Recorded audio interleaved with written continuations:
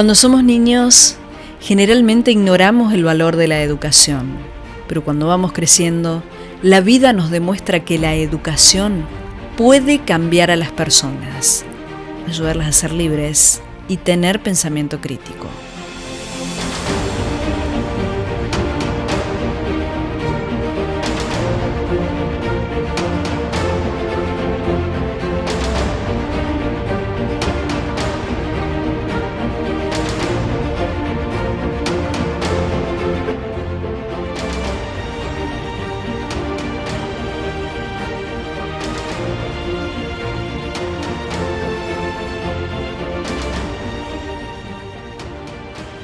Después de mucha búsqueda, descubrí que las personalidades que cambiaron el mundo lo hicieron gracias a la educación.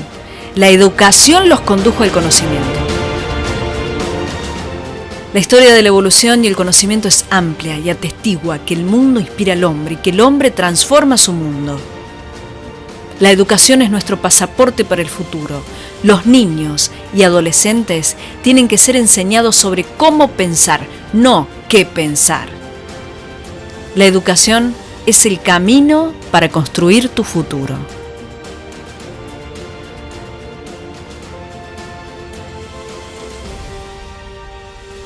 Proyecto Educativo. Un espacio de Instituto Carlos Saavedra Lamas.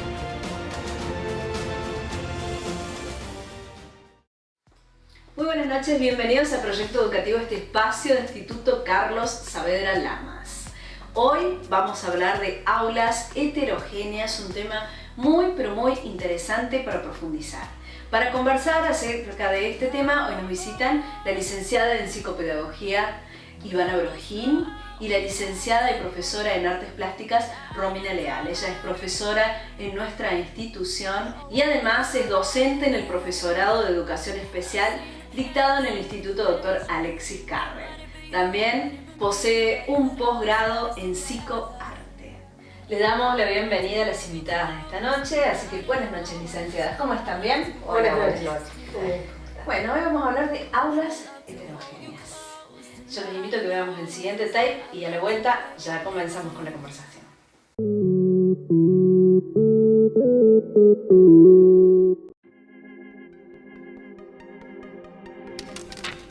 Aulas heterogéneas. En el enfoque de trabajo en aulas heterogéneas reconocemos la existencia de diferencias entre las personas en sus experiencias anteriores, estilos de aprendizaje, intereses, cultura, tipos de inteligencia, entre otras. Pero también se reconocen las diferencias en las prácticas de enseñanza cotidianas, en las escuelas, desde el estilo de gestión institucional hasta las actividades que se proponen en el aula, pasando por un nuevo diseño del espacio físico, una revisión de los modos de interacción social entre los distintos actores de la institución educativa y una nueva forma de utilizar el tiempo, concebir y poner en práctica la evaluación. Las escuelas se enfrentan hoy muchos y muy complejos desafíos. Uno de ellos es reconocer la diversidad inherente al ser humano y encarar un trabajo concreto para abrazarla tanto en las políticas educativas como al interior de cada escuela, de cada aula y con cada docente. Pero ¿a qué nos referimos cuando hablamos de diversidad?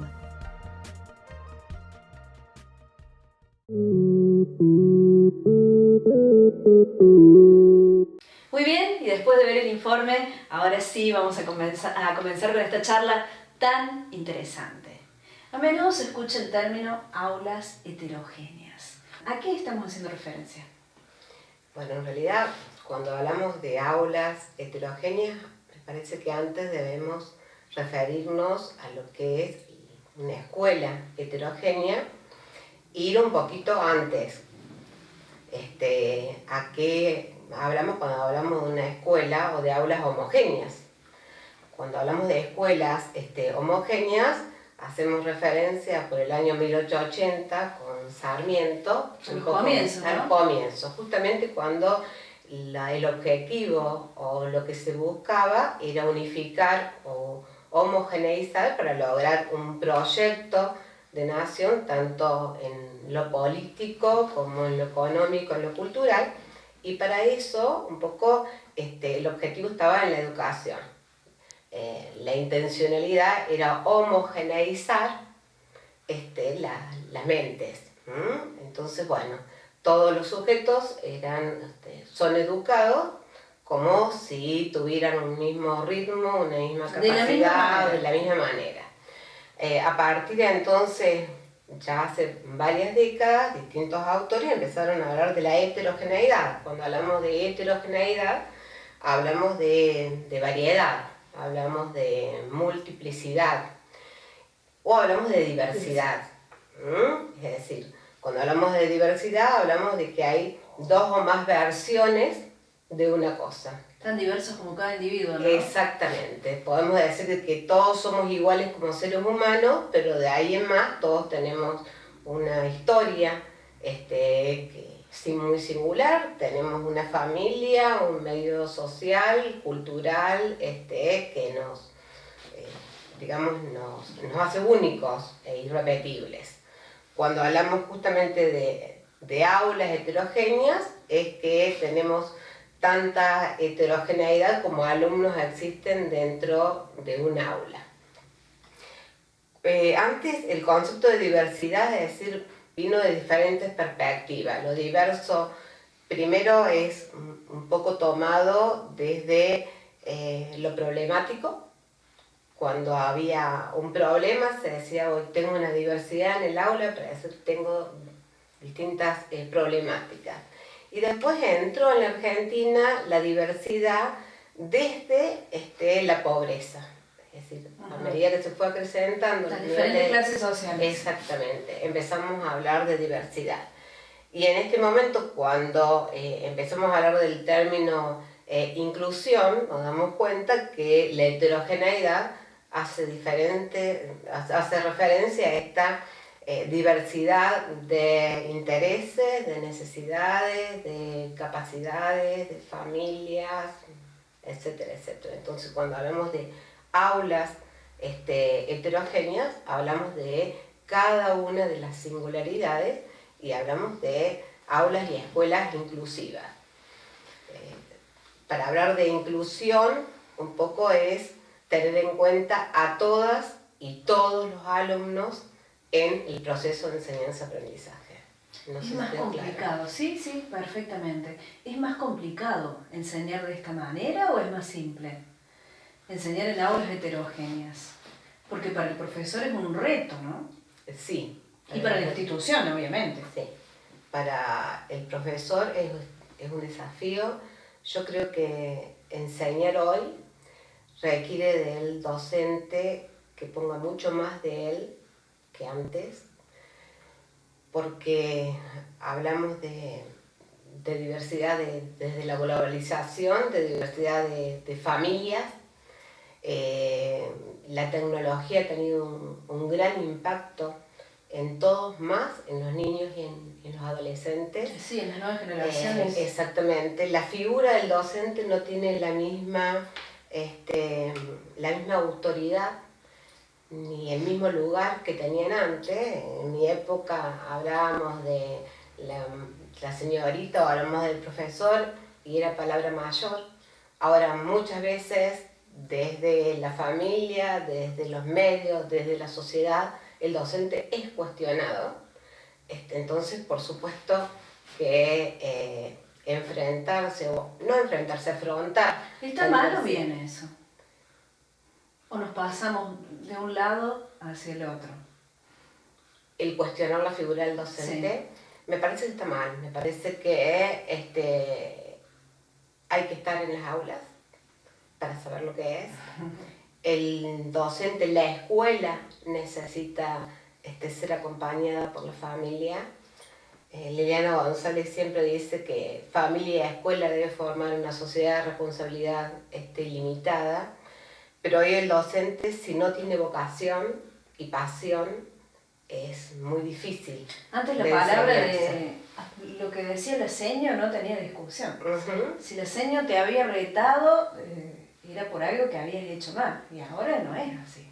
Sí, lo bueno también me parece interesante que nosotros nos cuestionemos nosotros mismos como docentes todo el tiempo. A veces por ahí el discurso no es de la estructura siempre hacer lo mismo, no hegemónico, sino que esta diversidad que nosotros encontramos en las aulas también tiene que ser una diversidad a través de las estrategias que nosotros implementamos en las aulas. Que eso un poco es diferente, cómo enseñar en la diversidad. Yo digo cómo enseñar de la diversidad es un desafío porque tengo que transformar el tiempo, el espacio, los agrupamientos y también los recursos. Es decir, lo primero que necesito es reconocer a los sujetos. Saber que no solamente están presentes en el aula, sino que tienen una existencia en el aula. Poder reconocer a cada uno en sus capacidades, en sus formas de aprender. Cada uno tiene un estilo propio y personal para poder aprender. Y ese es el desafío. Una vez que puedo reconocer a todos y cada uno de los alumnos, armo una propuesta educativa. Para esa propuesta educativa voy a buscar diferentes recursos, que ese es el reto. Claro. Para que no sea esta forma única. Claro. Sí. Y ahí lo traemos de inteligencias múltiples, habla Gardner, y en la escuela, por lo menos en la escuela occidental, siempre se priorizó lo que es una inteligencia lingüística o la lógica matemática. Sí. Y hay matemática chicos, y lengua. Sí, claro. Entonces tenemos una variedad de inteligencia, la cinético-corporal, la musical, la interpersonal. Entonces, bueno, buscar variados dispositivos, distintas formas para que estos contenidos básicos sean aprendidos para el sujeto. Veo docentes que intentan superarse a diario, pero a veces la gran diversidad también pone frenos, ¿no? Sí, es que es muy difícil, es todo un desafío, ¿no? Sí, es todo un desafío. Pero sí, la intencionalidad a una inclusión está. Les invito a que vayamos a un corte y enseguida seguimos conversando de este tema tan interesante.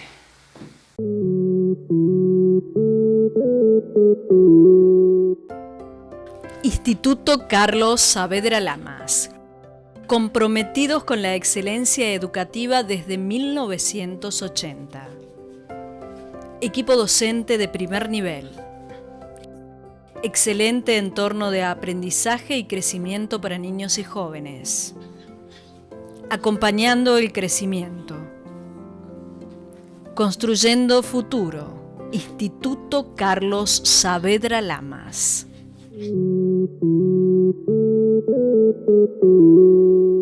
Segundo bloque de proyecto educativo, el tema de hoy, aulas heterogéneas. Licenciada, integración, inclusión, ¿son lo mismo?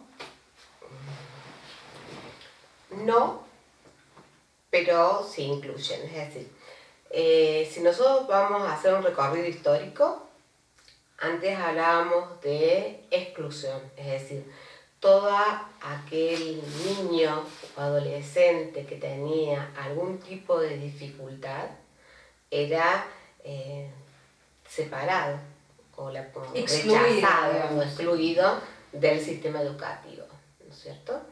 Después que hablamos de segregación, de exclusión hablamos de segregación, es decir, donde el alumno va a ir a la escuela de acuerdo a la dificultad que tenga. Entonces es donde empieza un niño que tiene una sordera, una escuela de sordos, un niño que tiene un síndrome de un autismo, una escuela para autistas, un niño ciego, una escuela para ciegos, un débil mental, una escuela para niños con retraso mental, y ahí seguimos. Después entonces empezamos a hablar de integración.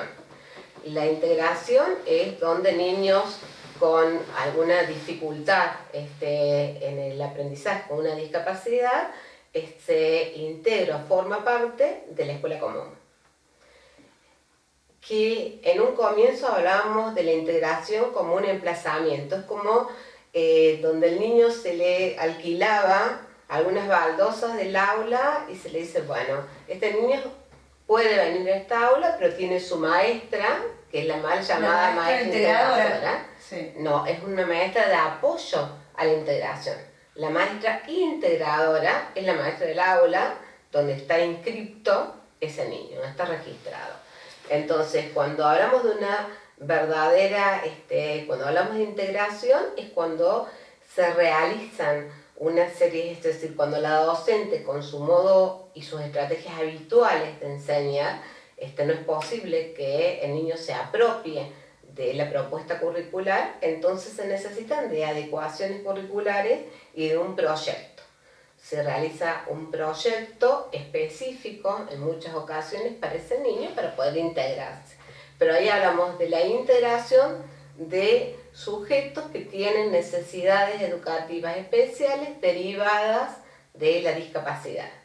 Bien. Ahora, cuando hablamos de inclusión, hablamos de una escuela abierta a la diversidad, de una escuela que tiene en cuenta a todas y todos sus alumnos, donde tanto en el proyecto educativo institucional como en el proyecto curricular institucional es para todos. Están todos pensados. Hay proyectos específicos dentro del proyecto general que atiende todas las problemáticas que emergen de esa institución. Es decir, la escuela está preparada para ofrecer oportunidad y alternativa a todos los estudiantes. Entonces, cuando hablamos de integración, hacemos referencia a aquellos alumnos que tienen necesidades educativas especiales y comparten en una escuela común con los otros. Cuando hablamos de inclusión, hablamos de todos los alumnos que forman parte de una institución. Romina, ¿el arte es una herramienta para atender a la diversidad? Sí, totalmente. O sea, el arte tiene como eje central la diversidad. Digamos, lo que importa en el arte es el sello personal de cada uno, con sus características, con sus diferencias. Es lo más importante cuando hablamos de arte en todas las ramas, ya sea desde la plástica, desde la música, desde el teatro, lo corporal. El arte me parece que es una herramienta indispensable que por ahí no se la tiene tanto en cuenta en las escuelas, más allá de la disciplina artística en sí, digamos, más allá de la clase de arte, sino que el arte tiene esa capacidad, es un recurso muy importante que permite adaptarse a diferentes temáticas o diferentes áreas educativas diferentes. Digamos, podemos trabajar el arte, se puede trabajar la matemática, las ciencias naturales, las ciencias sociales. Desde el arte. Desde el arte, la lengua y la literatura. Por ahí hablábamos recién de esta importancia que le dan solamente a la lectoescritura o a la matemática, cuando en realidad desde el arte se pueden trabajar todas las áreas. Es un recurso muy importante. La puedes transversalizar, ¿no? Sí, y poder trabajar esto de las inteligencias múltiples. Si nosotros podemos trabajar la matemática, por ejemplo, desde las inteligencias múltiples, utilizando diferentes recursos que tiene el arte. No solamente el arte... ¿Por ejemplo, Romina? No solamente el arte, porque por ahí cuando se habla de arte se habla del material de lo clásico, de la pintura, de la escultura o de la obra de arte. Sí, te imaginas haciendo dibujos claro, o cantando. Sí, que también, ¿no? Uno puede trabajar un artista o una obra de arte desde la matemática, utilizando las proporciones, las figuras geométricas, los recursos, la proporción del cuerpo, pero también utilizando otros recursos como los videos, la imagen digital. Hoy hablamos esto de las tecnologías, la imagen digital, la imagen, la importancia que tiene la imagen hoy en día para nuestros alumnos, ¿no? Y esto del hecho de fundamental, ellos están con la imagen todo el tiempo, el movimiento, están con la imagen todo el tiempo, pero es difícil que ellos lo puedan decodificar y criticar, ¿no? Esto del alumno activo, es decir, veo la imagen y la critico, ¿sí? la decodifico, me apropio de la imagen, sino es como que todo el tiempo están invadidos de la imagen, pero no se trabaja con la imagen. Entonces me parece que la escuela debería trabajar mucho más esto de la imagen, porque hoy estamos bombardeados de imágenes. Entonces se pueden trabajar múltiples maneras, desde murales, desde trabajos con videos, desde lo corporal, con la música, a través de las emociones, esto que hablábamos del deseo del sujeto. Si el alumno no se logra emocionar, ¿sí? no se logra apropiar de ese contenido, es muy difícil. Y los recursos... De hecho, aprendemos por la emoción. La emoción. Uno recuerda mediante las emociones. Entre las emociones y a partir de lo vivencial, de apropiarse de eso. Y la música, por ejemplo, es un recurso muy importante para trabajar las emociones, la sensopercepción, trabajar con las texturas. No el alumno sentado, diríamos, en un banco, sino que pueda trabajar lo corporal, de que pueda caminar el aula, que podamos trabajar en el diferente, hablábamos del tema de los espacios, de refuncionalizar los espacios del aula. Entonces, esto de estar uno sentado siempre atrás del otro. Sí. Entonces, ¿cómo podemos trabajar a través del teatro lo corporal, lo táctil, que muchas veces nos olvidamos, ¿no? Esto de las texturas, de los olores. Entonces, se pueden trabajar, es muy amplio. ¿no? Y para hacer trabajos cooperativos también, ¿no? Sí. Trabajos integrados también. El arte permite poder integrar, a lo mejor en un mismo espacio, en un mismo trabajo, en una misma actividad, diferentes cosas, por ejemplo, lengua, ciencias sociales. Entonces podemos trabajar, hacer trabajos interdisciplinarios en una misma actividad, se hace como mucho más rico. Y el arte también tiene esta posibilidad de trabajar desde las potencialidades del alumno. ¿Sí? Todo alumno puede aprender. Y desde el arte se trabaja desde de la potencialidad y la necesidad de cada uno, porque cada uno tenemos maneras diferentes o necesidades diferentes. Y el arte tiene eso, justamente lo que trabaja es yo poder hacer algo muy diferente de lo que haces vos, ¿no? De destacarme porque justamente es distinto. Ahí es donde se nota más la diversidad, ¿no? Sí, entonces justamente lo rico en el arte es la diversidad, no es el problema, claro, en realidad. Al contrario, ¿no? Al contrario, es lo que si pedís a todos ahora que dibujemos un árbol, todos lo vamos a hacer diferente. Claro, el estereotipo. Claro, o si no hacemos el estereotipo, los que somos más viejos. Entonces justamente el arte trabaja desde la diversidad. Y lo rico del arte es poder ser diferentes, poder que cada uno dé su sello personal, lo que tiene cada uno, sus necesidades, su mundo, eso es lo que hablábamos de que cada uno está en un contexto diferente, con necesidades diferentes y que eso se pueda plasmar. Y fue subjetivado también de una manera diferente. Pareciera que cada vez se habla más de niños con problemas de aprendizaje. ¿Es así? ¿A qué se debe esto?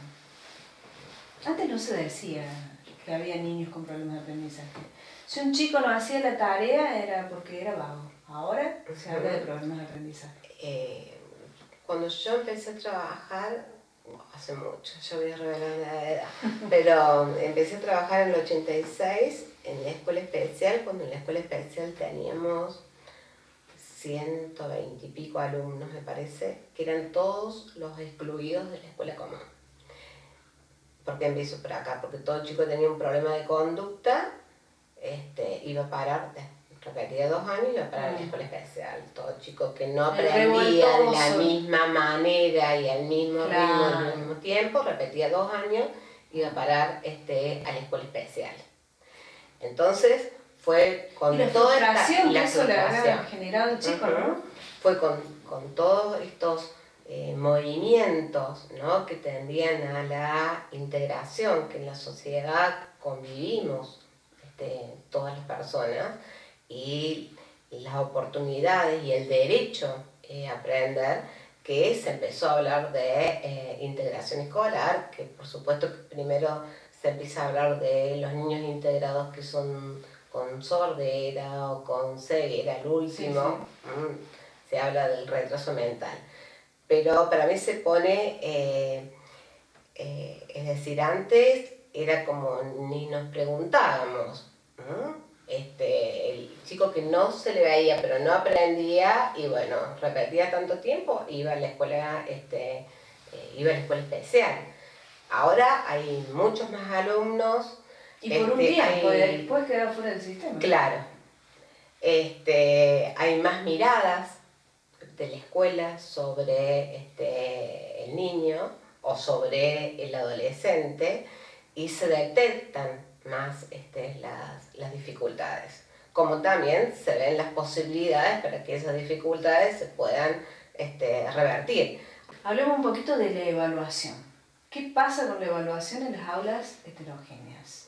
¿Se etiqueta a los alumnos que por ahí se sacan notas bajas? La evaluación para mí en las aulas heterogéneas hay diferentes tipos de evaluaciones. Lo que es necesario es una evaluación formativa, que es una evaluación que antes le llamábamos diagnóstico, que es para ir descubriendo de dónde partimos. Claro. para ir reconociendo y distinguiendo a nuestros alumnos, ¿no? Que es una evaluación que sirve tanto para el alumno como para el docente. Exactamente, y nos va retroalimentando, va y viene. De acuerdo a eso voy a hacer, de acuerdo a dónde están mis alumnos, posicionados en saberes, en capacidades e intereses, yo voy a ir presentando mi secuencia, mi proyecto, mi propuesta. Y también hablamos de una evaluación que tiene que ser alternativa, que no exista una única evaluación. ¿Cómo sería eso? Que por lo general siempre apuntan a la evaluación escrita u oral. Claro, sino que hay chicos que dicen, profe, yo estudié un montón y no me acuerdo de nada y me bloqueo cuando tengo que escribir, pero en el oral es distinto, o si lo tienen que dibujar es diferente, o si tienen... Entonces, estos son evaluaciones ¿se atiende a esas necesidades? Alternativas. Antes eso era impensado.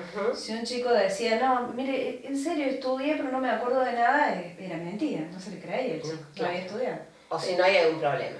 Y ahí es cuando podemos incorporar lo que estábamos hablando previamente del arte como un lenguaje.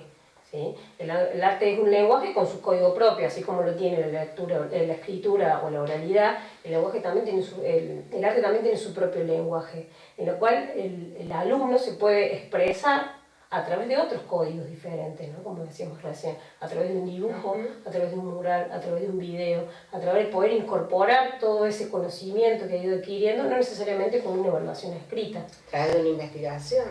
Claro. A través de trabajos grupales que muchas veces no se tienen en cuenta, en los cuales ellos se retroalimentan y tienen que tomar decisiones. Yo creo que cuando el alumno tiene que tomar decisiones es donde se empieza a incorporar, digamos, todos esos conocimientos que a veces son como fragmentados, ¿no? Entonces cuando uno tiene que tomar decisiones Y lo que vos estás diciendo, Romy, es fundamental, el tomar decisiones porque es parte de lo que tiene que ver, lo que lleva a la autonomía y le va a servir para la vida. La autodeterminación es la capacidad para poder elegir, para poder decidir, para poder tomar decisiones y para poder autogobernar las conductas. Y la escuela, desde el nivel inicial hasta terminar, necesita que el sujeto alimentar esta autodeterminación para que sea un sujeto autónomo. Sería el objetivo fundamental. Sí, claro, y la autonomía y saber quién es. Cuando termine la secundaria, tenemos cada vez más chicos que se van a estudiar a otro lado y que no aguanten, se vuelven. Y eso es porque no le dimos herramientas para que logre esto de la autodeterminación, que no es una capacidad menor, porque no es fácil. Entonces, cuando hablamos de la escuela tradicional, era reproductiva. Mira, estudiá de acá hasta acá y después me lo decís de acá hasta acá. Y eso... Y ahora hasta de memoria. Claro, la memoria, yo siempre digo, la memoria siempre la necesitamos. Lo que pasa es que a veces debemos distinguir una memoria mecánica de una memoria comprensiva. La memoria comprensiva yo le puedo dar un sentido. Lo puedo hacer significativo, puede llegar a tener un valor para mí. En muchos casos necesitamos también de la memoria mecánica, ¿no? La capital, en distintos países, muchos contenidos de matemáticas, es decir, uno va de la mano de todo el vocabulario de inglés, pero sí necesitamos habilitar el pensamiento, porque yo escucho muchas veces decir, y bueno, total el contenido está en Google y los chicos pasan horas en la computadora. Yo no sé cuántas competencia de los profesores. Pero ¿no? ¿Cuántas horas pasa un chico buscando información? Que yo sepa que la mayoría de las horas la pasa, claro, la pasa en las redes, en jueguitos, pero buscando información tiene que alguien ayudarlo para desafiar su pensamiento. Y me parece que ese está el desafío. Me parece que la evaluación tiene que ser un desafío. En lo cual pensar en la evaluación como un producto, digamos, evaluamos ese día que damos la evaluación, evaluamos, no, en realidad es un proceso en el cual tenemos que estar evaluando todo el tiempo, tanto el alumno como el docente, ¿no? Ir ajustando en ese proceso la evaluación todo el tiempo, porque en realidad es un proceso. Sí. Y para enseñar hay que confrontar al alumno con el saber y brindarle los apoyos necesarios para que se pueda apropiar. Es decir, ni dejarlo, ni abandonarlo, ni dejarlo totalmente solo, ni darle todos los elementos, porque lo contrario no lo va a aprender. Eso es el trabajo que debe cambiar hoy el docente, de pensar modos, de pensar estrategias para que el que construya los aprendizajes sea el alumno. Y me parece que ahí entonces es donde estamos respetando la diversidad, porque cada uno lo va a hacer de un modo particular. Y si es en grupo mejor. Bueno, ha sido un placer, licenciada. Gracias por el proyecto educativo. Gracias. Muy interesante el tema. Vamos por las aulas heterogéneas. Vamos por el desafío. Sí. Muy bien. Gracias. Bueno, esto ha sido todo por hoy en Proyecto Educativo. Nos encontraremos aquí en la próxima edición. Proyecto Educativo, un espacio de Instituto Carlos Saavedra Lamas.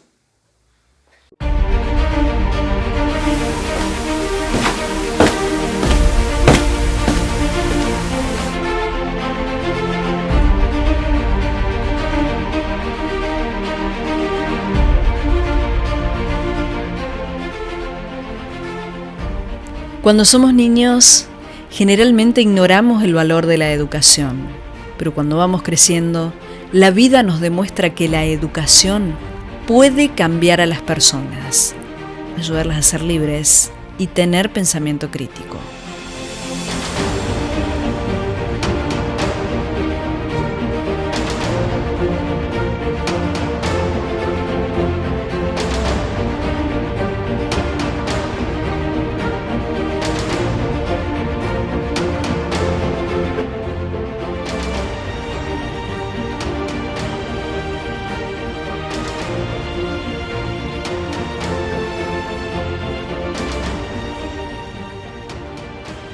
Después de mucha búsqueda, descubrí que las personalidades que cambiaron el mundo lo hicieron gracias a la educación.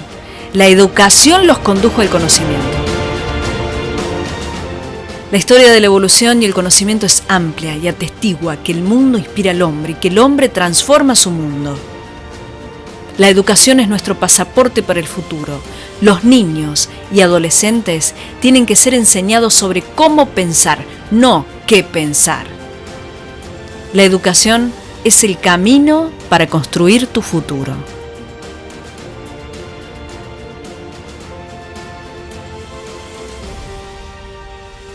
Proyecto Educativo, un espacio de Instituto Carlos Saavedra Lamas.